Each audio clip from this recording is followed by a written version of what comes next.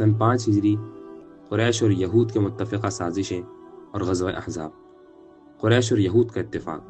جب رسول اللہ صلی اللہ علیہ وسلم مدینہ تشریف لائے تو یہاں یہود سے مصلحت کا معاہدہ فرمایا تھا، جس کو نبی اکرم صلی اللہ علیہ وسلم وفا کرتے رہے، لیکن چونکہ یہود مدینہ کے رئیس اور بڑے مانے جاتے تھے اور آپ صلی اللہ علیہ وسلم کے تشریف لانے کے بعد اسلام کی روز افزوں ترقی اور شوکت کو دیکھ کر ان کو سخت غیظ ہوتا تھا، اور اسی لیے ہمیشہ آپ صلی اللہ علیہ وسلم اور مسلمانوں کے در پہ آزار رہتے۔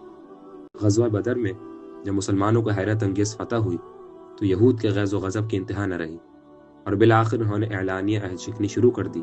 ان کے قبیلہ قینقاع نے اعلان جنگ کیا۔ یہ دیکھ کر رسول صلی اللہ علیہ وسلم نے جنگ کی تیاری شروع کی۔ مقابلہ ہوا تو وہ قلعہ بند ہو گئے۔ کچھ عرصہ محصور رہنے کے بعد جلا وطن ہو کر قینقاع شام کے علاقے میں اور بنو نذیر خیبر میں چلے گئے۔ ادھر قریش مکہ پہلے سے یہاں یہود اور منافقین کو خطوط لکھ کر نہ صرف مخالفت پر اکسا رہے تھے، بلکہ یہ دھمکی بھی ساتھ تھی کہ اگر تم محمد صلی اللہ علیہ وسلم کو وہاں سے نکال نہ دو گے تو ہم سب تمہارے ساتھ جنگ بھی کریں گے۔ اس وقت یہ اسباب باہمی ربط و اتحاد کا بہانہ بن گئے۔ اب قریش مکہ، یہود مدینہ اور منافقین سب کی مجموعی طاقت اسلام کے خلاف کھڑی ہو گئی۔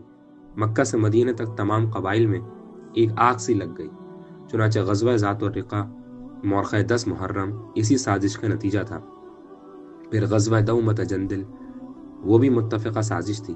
یہ سازشیں ایک عرصے تک اسی طرح مختلف صورتوں میں ظاہر ہو کر ترقی کرتی رہیں۔